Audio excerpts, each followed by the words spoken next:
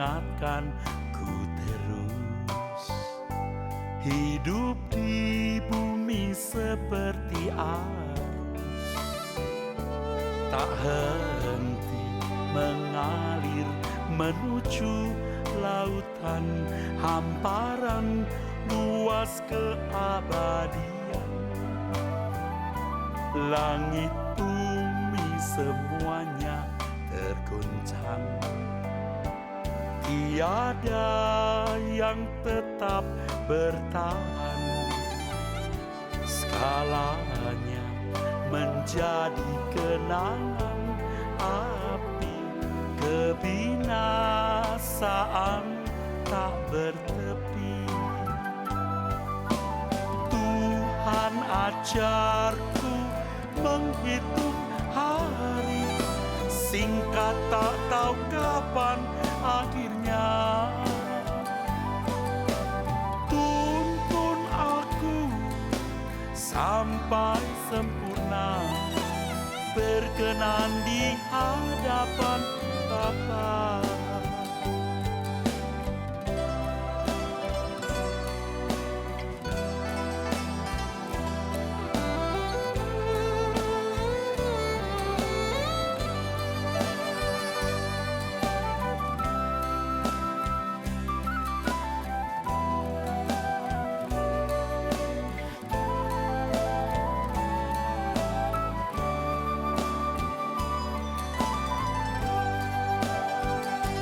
Langit bumi semuanya tergoncang, tiada yang tetap bertahan. Segalanya menjadi kenangan api, kebinasaan tak bertepi. Tuhan ajarku menghitung hari, singkat tak tahu kapan akhirnya. Tuntun aku sampai sempurna, berkenan di hadapan Bapa. Tuhan ajarku menghitung hari, singkat tak tahu kapan akhirnya.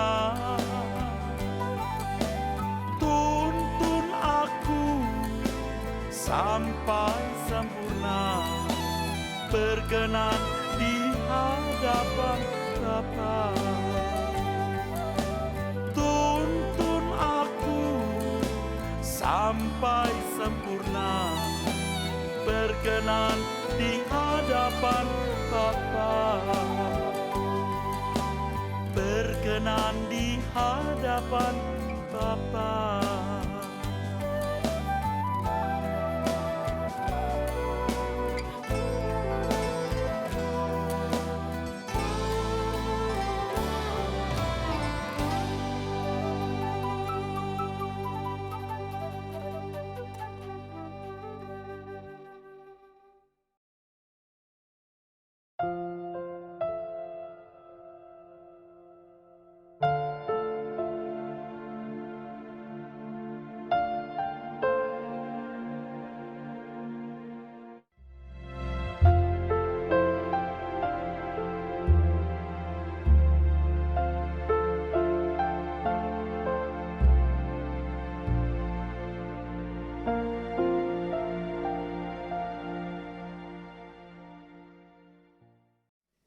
Siapa kita hari ini adalah produk dari apa yang kita dengar dan apa yang kita lihat selama perjalanan hidup kita di masa lalu. Sama seperti sebagaimana kesehatan tubuh kita hari ini adalah peta dari makanan yang kita konsumsi serta pola hidup yang kita jalani. Demikian pula dengan kualitas nurani kita. Kualitas nurani kita adalah peta dari kehidupan yang telah kita jalani. Filosofi-filosofi yang kita serap dan kejadian-kejadian hidup yang mengukir nesyama kita. Dan produk yang kita konsumsi di dalam jiwa, yang oleh pertimbangan nilai-nilai kita masukkan ke dalam nesyama, itu melahirkan suara. Ada suara manusia. Dan suara itulah si aku itu. Jadi kalau saudara melihat orang sedikit tersinggung, Anda pasti tahu. Ini masa lalunya buruk. Lingkungan pendidikannya buruk.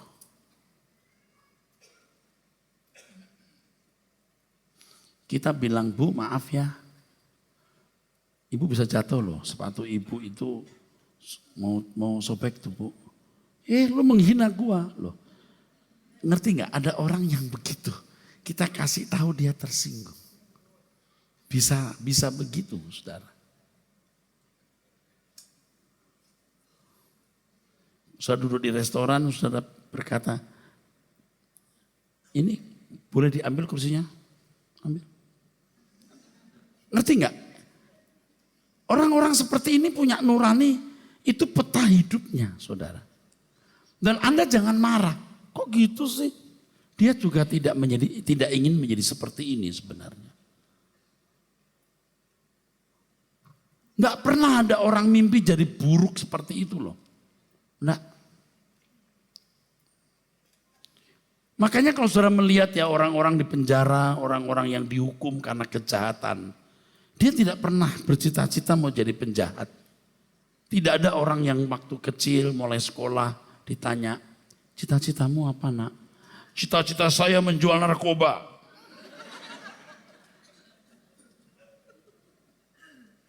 Masih umur 2-3 tahun. Mau jadi apa nak? Aku mau jadi teroris. Dahsyat men. Kalau dia kemudian jadi teroris dan merasa keren dan bernilai dengan status itu serta perilaku itu karena orang lain mengisinya. Jadi Bapak Ibu, suara itu bisa muncul waktu seorang di mimbar ini. Saya berkhotbah.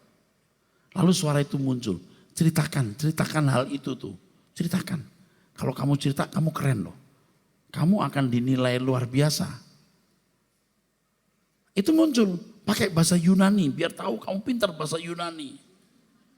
Bukan enggak boleh pakai bahasa Yunani. Motivasi menggunakan bahasa Yunani itu apa? Tulis di papan.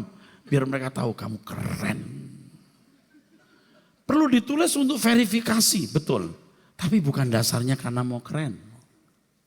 Makanya kalau di chatting-chatting, di WhatsApp, di grup-grup itu kelihatan tuh watak orang-orang di situ yang mau jadikan panggungnya di situ. Itu watak-watak. Istri yang tertindas suami, dia mencari nilai diri di luar. Suami yang tertindas istri, dia mencari nilai diri di luar. Dia menciptakan suara. Pada waktu di gereja kadang-kadang suara itu tidak terdengar, saudara.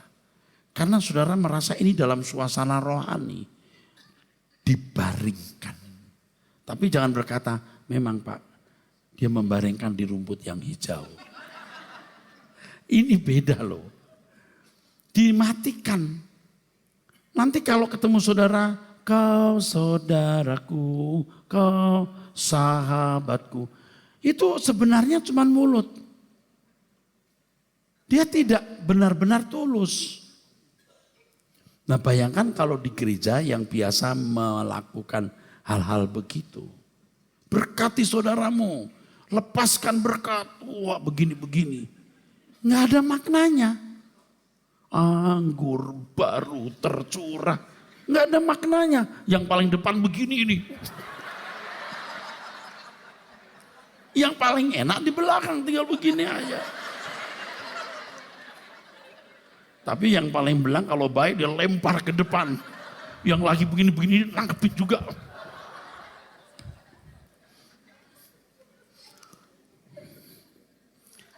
Di gereja itu sering ada penipuan-penipuan itu. Takkan pernah ku bawa selain yang terbaik. Itu bohong. Sekarang lagu-lagu baru. Sebelum aku mati, aku jadi berkat. Seakan-akan dengan menyanyi itu dia sudah jadi berkat tuh. Dan ditipu oleh suara itu. Wah, kamu hebat loh. Kamu udah jadi berkat. Dibodohin dia. Dan konyolnya kalau pembicara di depan ini yang memicu penipuan-penipuan semacam itu.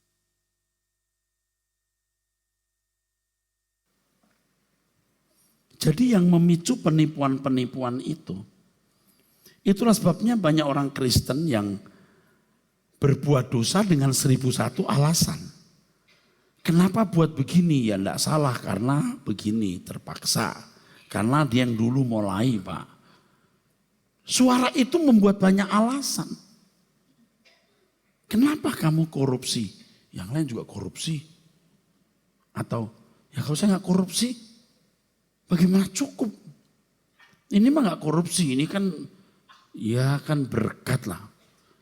1001 alasan. Hati-hati dengan suara itu, tuh licik. Kali ini aja nggak apa-apa. Kan kamu nggak pengen bersalah terus kan. Kali ini aja. Kali itu berbuat salah, ayo minta ampun, minta ampun, minta ampun. Udah kan, Tuhan melupakan. Lain waktu, kali ini aja. Anda dengar nggak penipuan-penipuan itu di hatimu? Itu harus dilawan suara itu. Kali ini saja, enggak kali ini. Aku tidak boleh berbuat salah. Nanti minta ampun gampang. Tapi melukai Tuhan tidak boleh. Harus kita lawan, kalau kita minta ampun berarti kita mau diperbaiki. Kalau kita minta ampun kita tidak mau diperbaiki, tidak mau berubah, kita menghina kekudusan Allah. Nah kata-kata ini kan harus diucapkan dan Anda menangkap untuk menangkis suara-suara itu. Nah kalau teologianya sudah salah, memang kita orang berdosa saudara-saudara. Kalau kita berdosa ya kita punya keberanian lah minta ampun kepada Tuhan. Setelah itu apa? Jangan menggampangkan.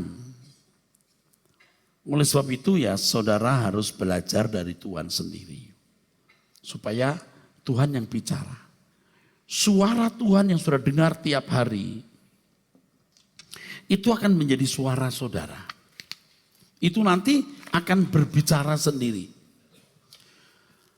Jadi Bapak Ibu, logos ini nggak kebeli oleh uang. Kalau seorang pembicara dipimpin Roh Kudus dan benar-benar berjalan dengan Tuhan menemukan konsep-konsep yang benar, ini nggak kebeli, saudara. Karena dari hal ini kita bisa membaca rema-rema yang terjadi dalam hidup kita melalui kejadian. Roh Kudus bicara, akhirnya hal ini melahirkan suara. Kalau dulu kan konsep-konsep manusia lama dan kejadian-kejadian pahit yang melukai. Tuh dia menghina saya kan, dia ngeliatin sepatu saya terus loh, mentang-mentang jelek. Padahal dia mau kasih tahu, you bisa keserimpet jatuh tuh. Tapi dia sudah negatif karena pengalaman masa lalu. Tuh dia ngeliatin saya terus mentang-mentang saya jelek kan. Kan dari kecil saudara selalu bilang gini, lu jelek, lu jelek, lu jelek. Tuh menggores dalam jiwanya. Aku tidak berharga. Makanya kalau saya bicara di gereja khususnya untuk seminar ibu-ibu baru-baru ini. Saudara itu berharga. Kadang-kadang orang tua sudah merendahkan. Punya suami yang diharapkan bisa membahagiakan cuma 2-3 tahun. Setelah itu juga merendahkan. Mendingan gua kawin sama monyet daripada sama lu. Nah, udah dijatuhkan. Lu ini bener. Dia tambah hancur. Rusak dia. Tetapi di sini saya beritahu, engkau berharga di mata Allah. Tubuh ini cuma fana. Kecantikan harus dari batin. Kan konsep-konsepnya terus. Nanti baru dalam hidup setiap hari. Waktu dia melihat bintang film cantik, ada suara gini, kau lihat tuh cantik. Tapi aku tidak lihat wajahnya. Aku lihat hatinya. Hatimu. Itu tuh, dia akan mendengar dari konsep-konsep yang diajarkan. Tapi kalau dulu kan yang cantik itu parasnya, muncul konsep. Lalu kejadian-kejadiannya, kamu jelek, kamu tidak berharga, kamu tidak berarti, wajahmu jelek. Merusak. Maka konsep-konsep yang benar diberitahukan, lalu suara Roh Kudus akan dia dengar. Ketika di gereja dia mendengar, tuh engkau berharga di mata Tuhan. Di jagat raya ini hanya ada satu orang seperti kamu. Yang Tuhan rancang begitu luar biasa. Jangan mendengar penilaian orang. Nah kemudian suatu hari dia lihat di film atau di TV atau wajah orang cantik. Roh Kudus bicara, kamu lihat dia cantik. Tapi wajahnya tidak aku lihat. Aku lihat hatinya. Kamu lebih cantik dari dia. Itu nanti Roh Kudus akan bicara. Nah mestinya orang Kristen itu selalu mendengar suara Roh Kudus. Waktu saudara di rumah, di mobil, nonton film. Dalam segala kejadian. Nah itu jadi rema semua. Maka konsep-konsepnya harus benar. Sehingga saudara, nurani saudara jadi nurani ilahi. Suara itu jadi milikmu. Jadi pertimbanganmu. Engkau jadi hakimnya. Ada hakimnya di sini. Ada pengawasnya di sini. Kita beri kemuliaan untuk Tuhan Yesus. Dengan cara itu saudara dilahirkan oleh Allah. Di-cloning. Yang di-cloning itu karakter atau wataknya. Ketika Tuhan berkata, enyah iblis. Sebab engkau bukan memikirkan apa yang dipikirkan oleh Allah. Tapi apa yang dipikirkan oleh manusia. Itu maksudnya cara berpikirmu. Teks aslinya saudara lihat. Cara berpikirmu. Jadi iblis itu cara berpikirnya. Orientasinya adalah Tuhan Yesus jadi raja dunia. Lalu berkuasa seperti Herodes. Pengikutnya jadi nyaman. Jadi happy, menikmati kelimpahan duniawi. Ini cara berpikir iblis. Maka enyah iblis. Apakah enyah seketika? Tidak. Tuhan hanya mau mengatakan yang ini tidak boleh di pikiran kita. Maka proses berlangsung. Dari cara berpikir manusia ke cara berpikir Allah. Dari phroneo manusia ke phroneo Allah. Itu penggunaan kata pikiran tuh hebat sekali. Cara berpikir. Akhirnya saudaraku, cara berpikir itu kita miliki. Dan kita bisa memiliki nurani ilahi. Nurani ilahi di dalam diri kita saudara. Maka betapa mahalnya seminar-seminar rohani seperti ini. Jika sungguh-sungguh kebenaran yang diajarkan. Betapa mahalnya lagu-lagu rohani yang memang murni sesuai Injil. Betapa mahalnya buku-buku rohani. Bukan kertasnya, isinya. Makanya saudara mesti membaca setiap hari. Jangan berkata saya tidak suka membaca. Harus suka mendengarkan CD khotbah. Karena membangun konsep-konsep itu saudaraku. Jadi saudaraku, hatu nurani ilahi inilah yang dimaksud dengan mata. Mata pelita tubuh. Kalau matanya gelap, gelaplah seluruh tubuhnya. Pengertiannya, cara berpikirnya kalau sudah gelap jadi jahat.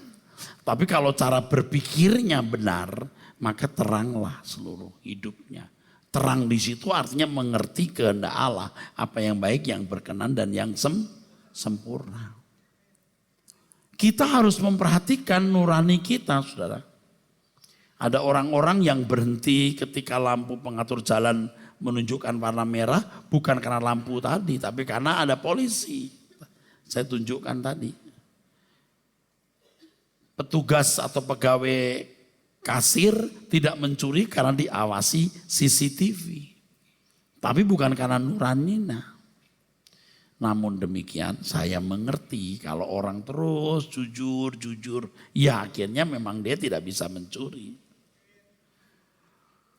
Nah sekarang yang kita persoalkan kan bukan soal hukum yang tertulis, tetapi apa itu pikiran perasaan Tuhan. Jadi seseorang memang harus benar-benar berjalan dengan Tuhan. Kalau agama tidak bisa menjawab. Agama tidak bisa menjawab masalah ini. Kekristenan yang bisa menjawab. Dalam kekristenan itu bukan hanya ada penebusan, tetapi Roh Kudus yang menuntun kita kepada seluruh kebenaran. Makanya kenapa kita disebut Kristen itu kan artinya seperti Kristus, saudara. Kita nggak bisa disebut Kristen kalau kita belum seperti Kristus. Kita disebut anak-anak Allah karena satu chemistry dengan Allah. Cara berpikir kita cara berpikir Allah. Jadi kalau Alkitab berkata kamu harus sempurna seperti Bapa, jangan Anda bayangkan seperti level. Makanya kan suka dipersoalkan, kita nggak mungkin dong sempurna seperti Allah. Jadi seperti ada level begitu. Bukan. Itu soal kecerdasan mengerti kehendak Allah.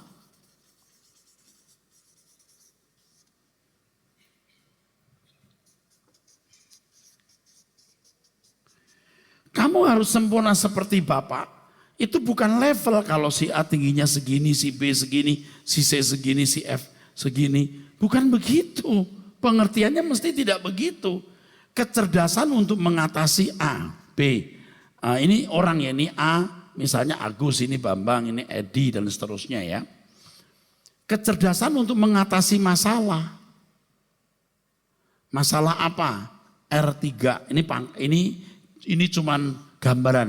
Masalah R3 dengan pertanyaan-pertanyaan atau masalahnya. Ini K6 misalnya. Ini dengan 3 masalah. Ini misalnya L7 dengan masalah-masalahnya juga. Dan lain sebagainya. Dia harus menyelesaikan ini sesuai dengan kehendak Allah. Itu maksudnya. Beda-beda. Sempurnanya si A, si B, si C itu beda. Itu Allah yang menentukan.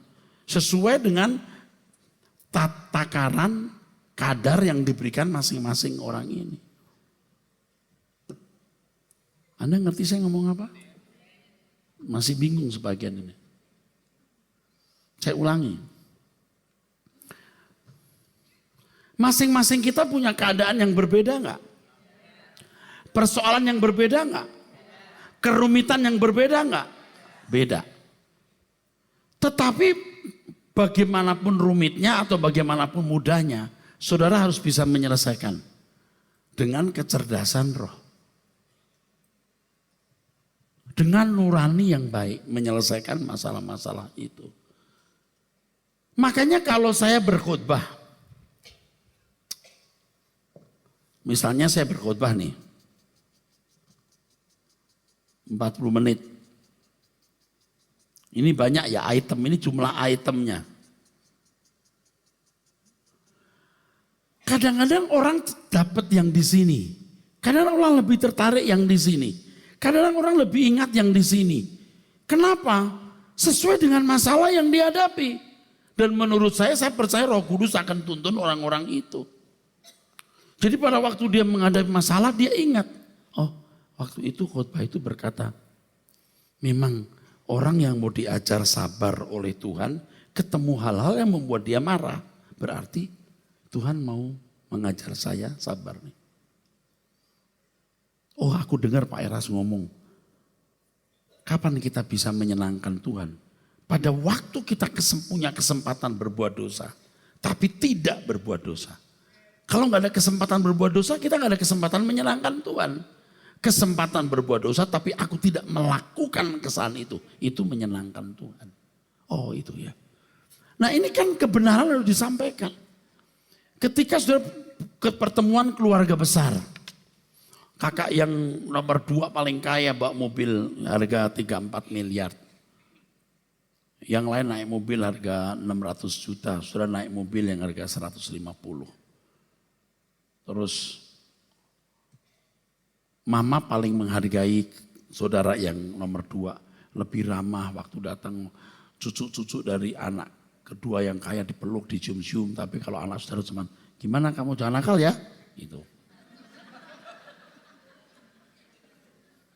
Begitu datang anak yang nomor 2, sini, oma punya coklat. Loh tadi kok gak dikasih? Ya anak saya. Tapi saudara kan belajar bahwa kita tidak mencari pujian manusia. Kita tidak mencari penghargaan manusia. Di dunia itu sementara. Barang dunia fana tidak memberi nilai. Diajarkan, Anda gak tersinggung. Waktu aku kecil, dengan keadaan yang salah orang tua terima. Sekarang orang tuaku salah, aku juga belajar menerima. Kan khotbah-khotbah yang benar yang disampaikan. Bukan begini, Tuhan tidak permalukan aku. Tuhan, aku klaim janjimu. Hari ini aku naik mobil 150 juta harganya. Tapi tahun depan aku naik mobil harga 3 miliar kayak dia. Dalam nama Yesus. Doa Yabes. Doa Yabes. Kembangkan kemah ke kanan ke kiri. Dia boleh punya rumah di beberapa tempat. Aku kembangkan kemahku juga. Kan sesat itu. Itu sesat loh. Doa Bapak kami, berikanlah kami makanan kami hari ini secukupnya. Makanan saya secukupnya. Pakaian asal dan makan pakaian cukup. Lu kok doa Yabes? Ini kan sekian ratus tahun sebelum Masehi. Itu sudah ketinggalan zaman. Ini zaman yang orientasinya masih berkaca semani. Rusak loh nuraninya orang. Saya setuju Anda tidak jadi orang miskin, tidak minta-minta. Utang gak bisa bayar, oh bukan begitu. Saya juga tidak setuju kalau berpikir begitu. Biar saya miskin di sini Pak. Asal kaya di surga. Kalau kita gak miskin di sini, kita gak kaya di surga. Lu salah loh. Pak Eras yang ngomong.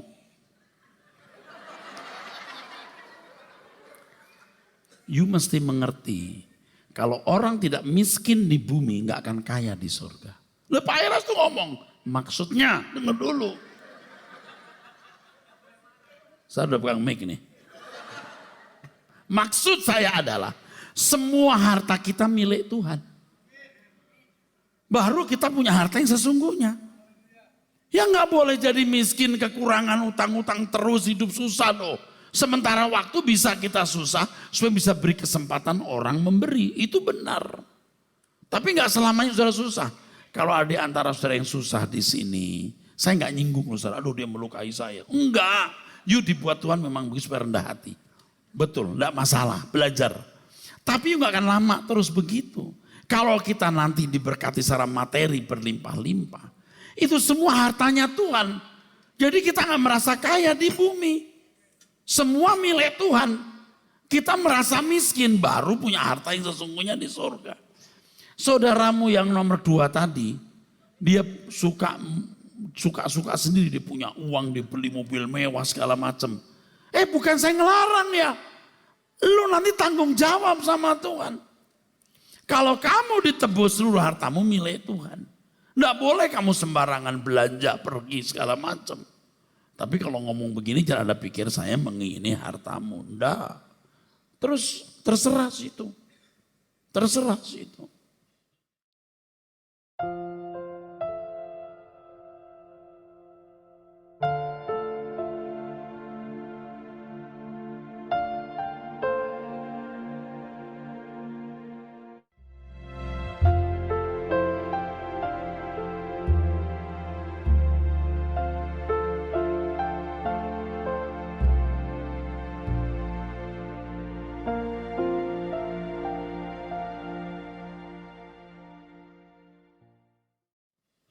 Dulu kalau saya ketemu orang-orang kaya saya banyak ngomong.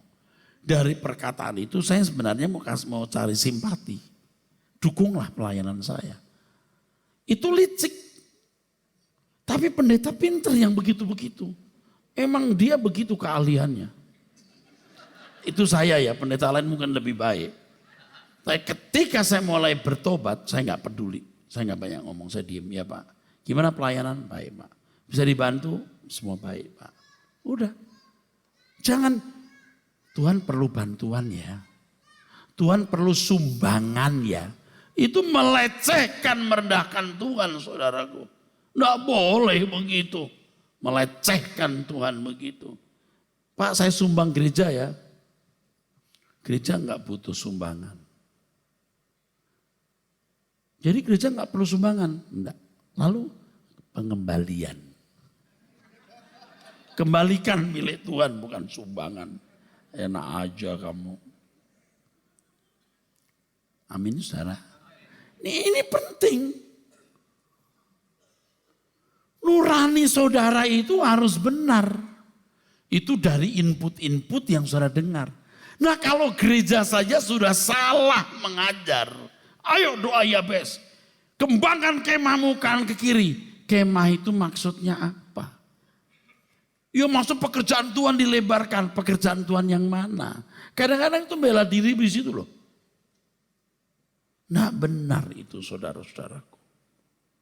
Nah kalau nurani seseorang itu benar.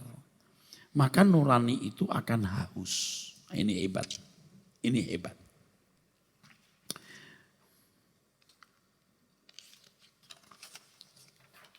Saudara kalau punya nurani. Kalau orang punya nurani dunia. Dengan value, dengan nilai-nilai yang salah. Dia akan haus terus. Terus nyari apa yang bisa memuaskan dirinya. Ibarat minum arak sampai nggak terasa arak lagi. Kasihan. Sudah punya banyak terus sampai nggak ada artinya. Saudara ya, yang kekurangan dapat rezeki 5 juta aja. Besarnya.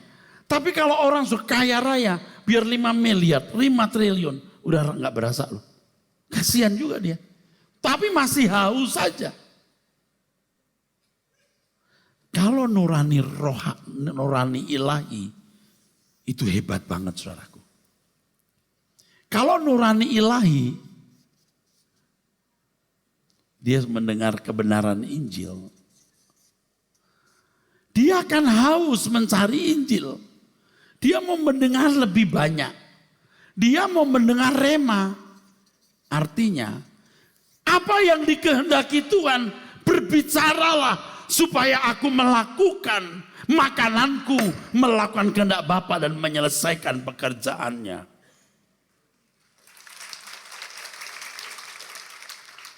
Ambisi-ambisinya pasti mati. Ambisi pribadi.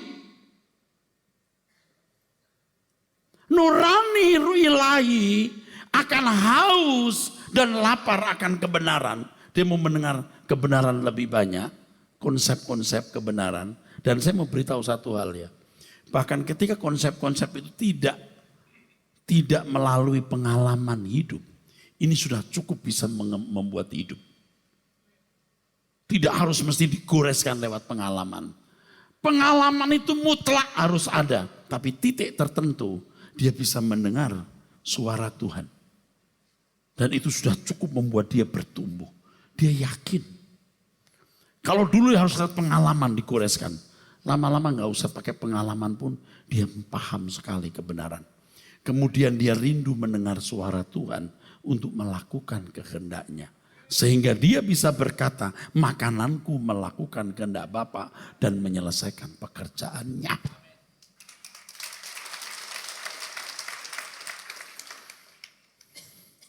Jadi sederhana. Saudara sekarang sudah punya nurani ilahi atau tidak? Sederhana. Saudara ketagihan apa? Ketagihan firman kebenaran atau ketagihan tontonan? Dan segala fasilitas benda dunia ini.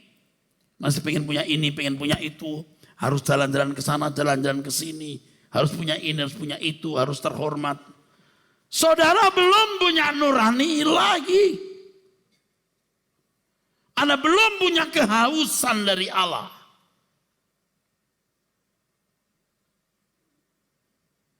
Tetapi ketika saudara punya nurani ilahi, waduh. Saudara bisa berkata seperti pemazmur berkata, saudaraku sekalian. Yang ku ingini Engkau saja, tinggal dalam kehendak rencanamu.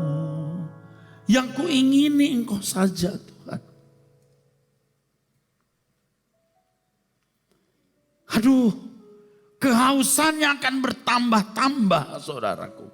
Dia akan ketagihan. Dan ketagihan ini akan menggores di dalam hati nuraninya.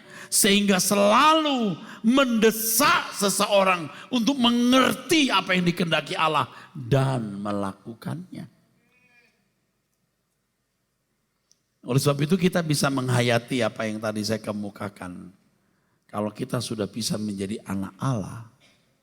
Kalau kita menjadi anak Allah, apa yang kita butuhkan lagi? Yang kita butuhkan hanya Tuhan.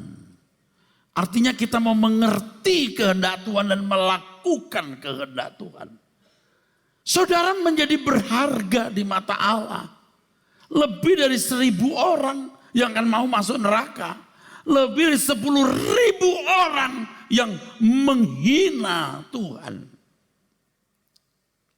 Jadi Bapak Ibu Saudara, saya mempersiapkan kalimat ini sejak dari rumah sebenarnya. Siapapun saudara, bagaimanapun keadaan saudara. Bertumbuhlah terus sampai memiliki nurani ilahi. Saudara akan dicari Tuhan. Ketika dunia ini bergolak, Anda akan dicari. Karena Anda adalah anaknya.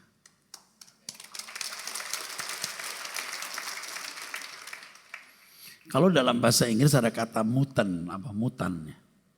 Yang bisa berubah itu loh. Anda itu seperti itu. Mutan ya. Mutan bisa berubah. Jadi mutan ilahi. Kalau mutan kan kesannya negatif ya. Anda di-cloning oleh Roh Kudus. Dan di surga Tuhan melihat siapa-siapa yang sukses dirinya di-cloning. Tuhan melihat siapa yang sukses di-cloning. Jadi siapapun saudara, bagaimanapun keadaan saudara, tidak menjadi masalah. Yang penting Anda sukses di-cloning oleh Tuhan. Ini yang saya katakan di awal permulaan saya berkhotbah tadi saudaraku sekalian. Bahwa tujuan kita belajar hati nurani bukan sekedar punya pengetahuan mengenai hati nurani. Saudara akan membaca bukunya dan secara detail Anda akan menemukan. Tetapi yang penting bagaimana saudara-saudara memiliki nurani ilahi. Sebab hanya ada 2 kemungkinan. Satu dari 2 kemungkinan Anda memiliki cap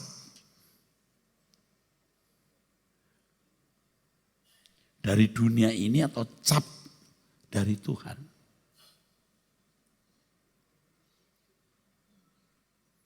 Siapa yang menstempel saudara?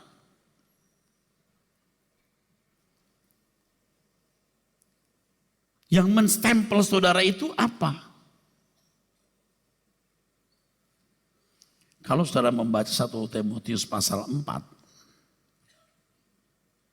ayat yang ke-1 dan 2, saya mau meminjam kalimat ini, penting saudaraku. Tetapi Roh dengan tegas mengatakan bahwa di waktu-waktu kemudian ada orang yang akan murtad lalu mengikuti roh-roh penyesat dan ajaran-ajaran setan-setan.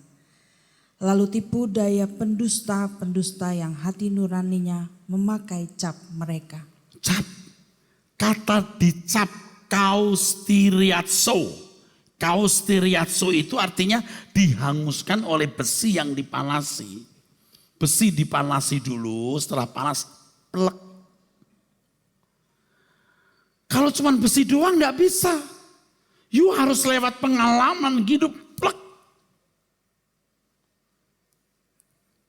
Kalau dunia telah menstempel banyak orang dengan capnya, itu pendusta di situ dalam bahasa aslinya pseudologos. Pseudo itu palsu. Pseudo tahu ya, pseudologos. Firman yang palsu. Dan menurut saya ini bukan hanya di luar gereja, di dalam gereja juga.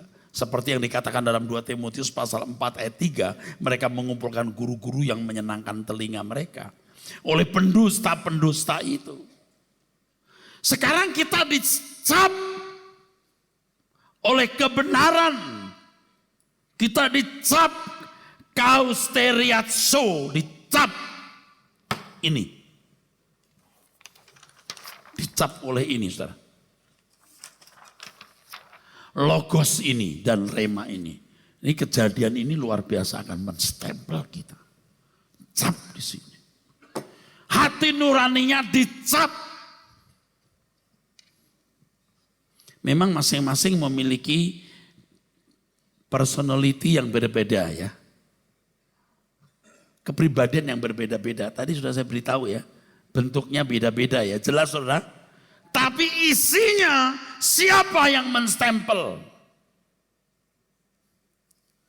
Maka betapa luar biasanya pekerjaan Tuhan seperti ini saudara. Kalau perang Vietnam dulu, warga negara Amerika yang diungsikan dulu ke kapal induk untuk diterbangkan ketika Saigon jatuh. Warga negara Amerika. Stempelnya itu mahal sekali.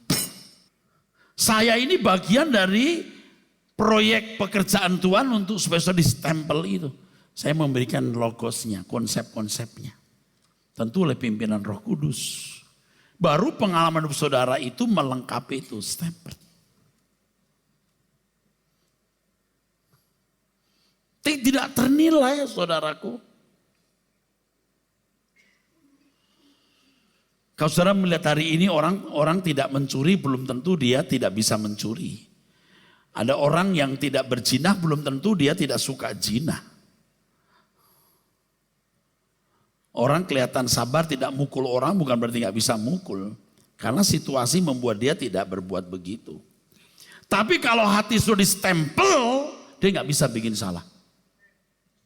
Dia nggak bisa mencuri. Dia tidak bisa berzina. Dia tidak bisa melakukan kesalahan. Itu baru kesucian yang sesungguhnya. Dan kita rindu punya stempel seperti itu. Bukan hanya tidak berbuat salah. Apalagi yang berbuat salah lalu minta ampun dan diampuni ya.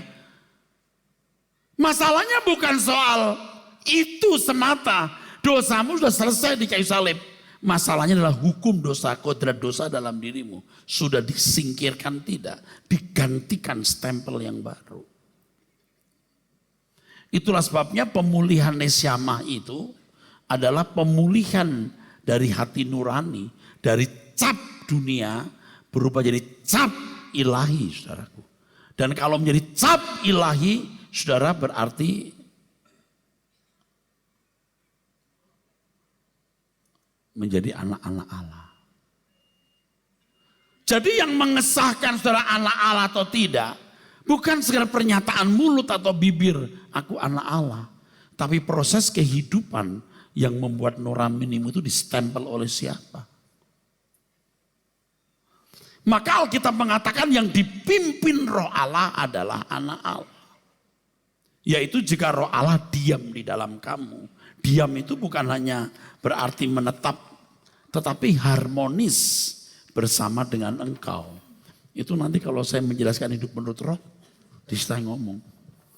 Di situ saya bicara saudaraku. Anak Allah itu siapa yang dipimpin roh Allah? Ini diulang-ulang nih harus. Dipimpin roh Allah. Harus roh besar. Dari pimpinan roh Allah ini lewat logos dan rema. Amin. Amin. Melahirkan roh. Amin. Kalau kita menuruti roh ini, kita punya stempel.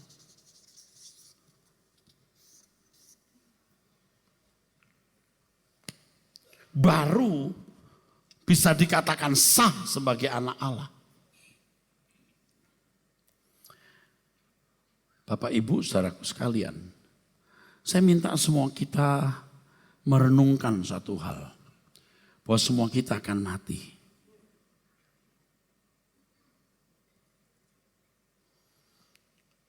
Saya nggak tahu gimana saudara bisa ya. Saya sudah bisa. Saya merenungkan kalau saya di ujung maut, saya mati, saya menoleh ke belakang 70, 75, 80 tahun itu cepat sekali. Dan kalau saudara punya waktu tinggal misalnya 1 minggu, aduh, 1 minggu tidak ada artinya sama sekali. Hanya penuh penyesalan dan penderitaan. Karena Anda tidak bisa memulihkan keadaan saudara dalam waktu 1 minggu. Waktu yang diberikan 70-80 tahun itu harus efektif untuk perubahan itu. Stempel itu. Kalau tinggal 1 bulan, Anda juga tidak bisa. Tidak bisa kalau tinggal 1 bulan. Dan Anda tahu betapa menyesalnya saudara, waktu ketika saudara menyadari waktu tinggal 1 bulan. Nah sekarang kita tidak tahu masih berapa lama. Tadi pagi saya sudah mempraktekkan, sudah beberapa minggu ini. Tadi pagi juga saya waktu bangun, saya mulai mempraktekkan. Saya mempertimbangkan ini hari terakhir saya. Today is my last day. Ini hari terakhirku. Betapa berharganya hari ini. Aku tidak boleh bikin salah.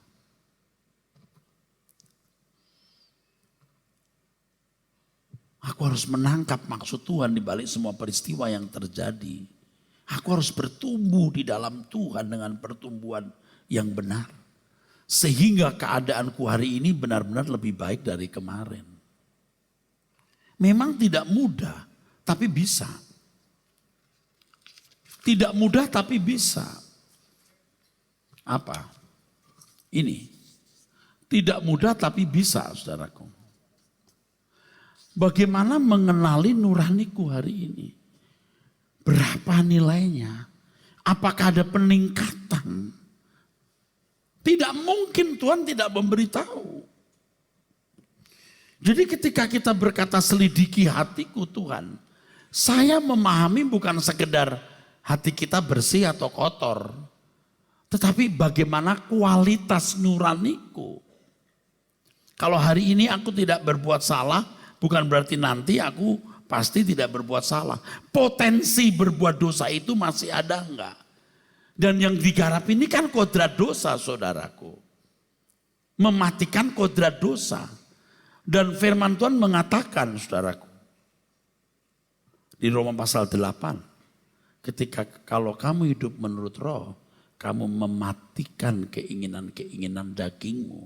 Keinginan daging, kata keinginan itu phroneo, bukan lust, bukan desire, bukan keinginan, tetapi cara berpikir.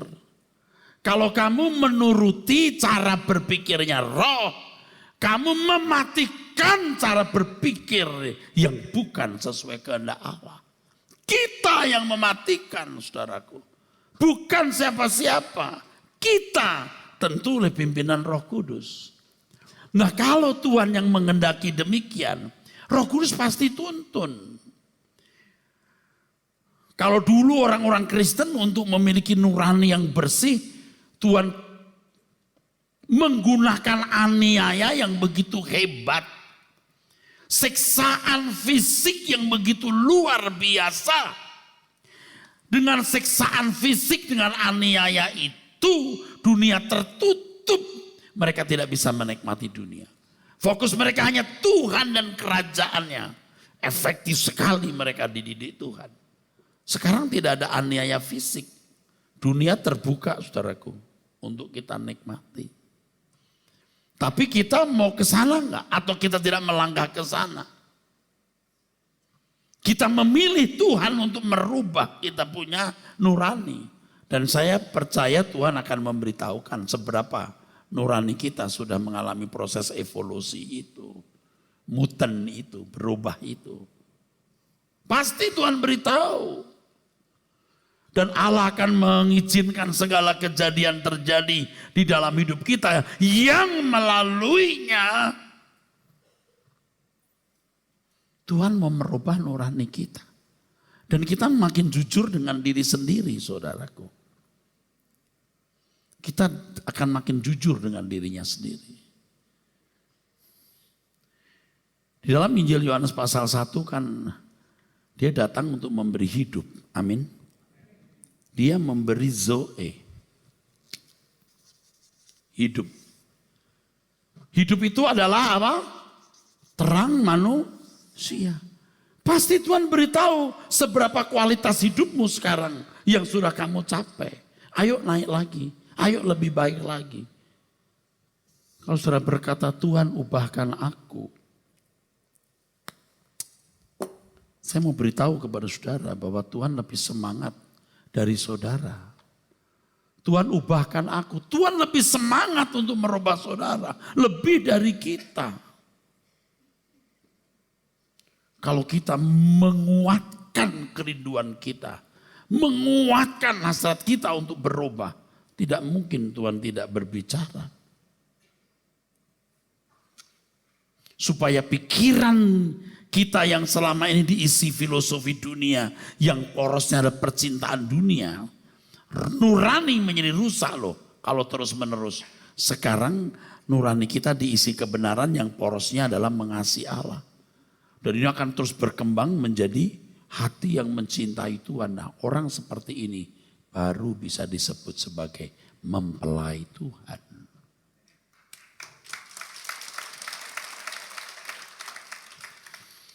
Dan mengisi nesiamah dengan kebenaran firman Tuhan itu pergumulan yang tidak mudah. Sangat besar kemungkinan, dan ini yang saya pahami, itu kebenaran ini yang digumulkan oleh Adam dan Hawa di Taman Eden. Adam dan Hawa gagal, Tuhan Yesus yang berhasil. Dia menjadi pokok keselamatan bagi orang yang taat kepadanya. Jadi kalau hari ini kita percaya Tuhan Yesus, kita harus masuk proses ini. Harus masuk proses ini, saudaraku. Tidak bisa tidak. Yang lain harus menjadi tidak berarti bagi kita. Yang lain harus menjadi tidak bernilai. Kalau ada sesuatu yang kita anggap bernilai, wah enggak bisa. Saya tidak tahu bagaimana membahasakan hal ini, saudaraku. Saya tidak tahu bagaimana membahasakan hal ini, saudara.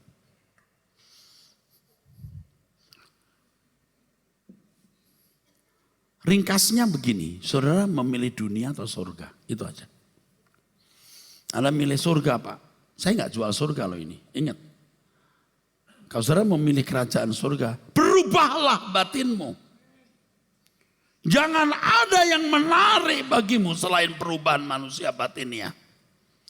Dan manusia batinnya yang berubah itu akan ditandai dengan nilai-nilai kemanusiaan yang tinggi. Kecintaanmu kepada sesama.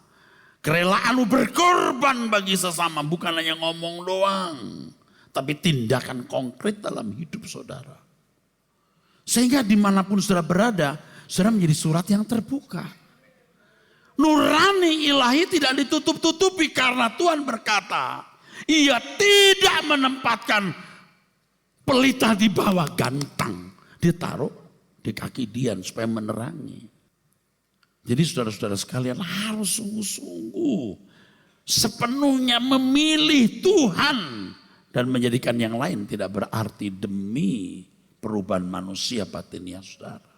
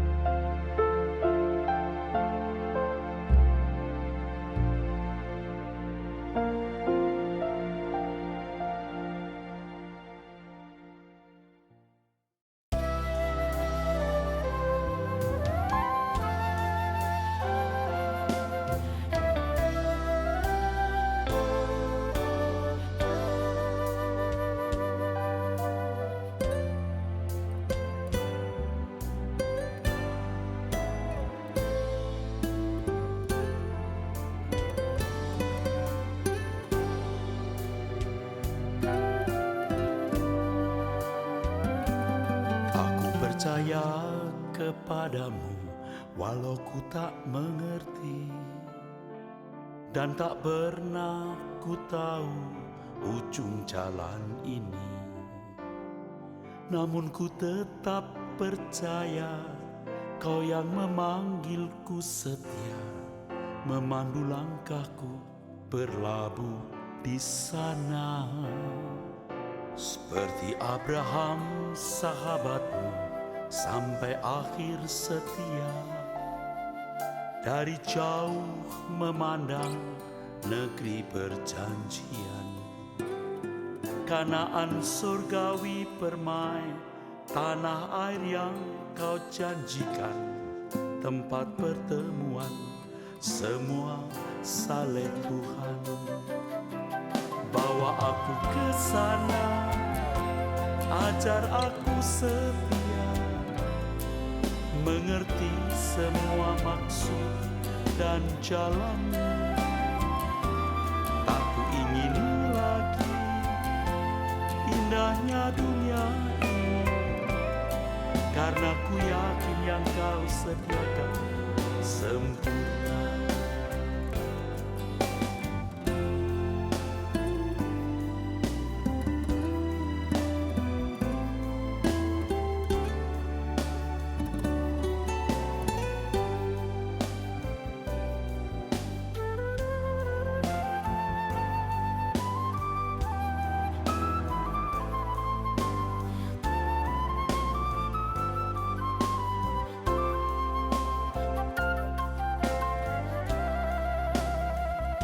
Seperti Abraham sahabatmu sampai akhir setia, dari jauh memandang negeri perjanjian. Kanaan surgawi permai, tanah air yang Kau janjikan, tempat pertemuan semua saleh Tuhan. Bawa aku ke sana, ajar aku setia, mengerti semua maksud dan jalan-Mu. Tak ku ingini lagi indahnya dunia ini, karena ku yakin yang Kau sediakan sempurna.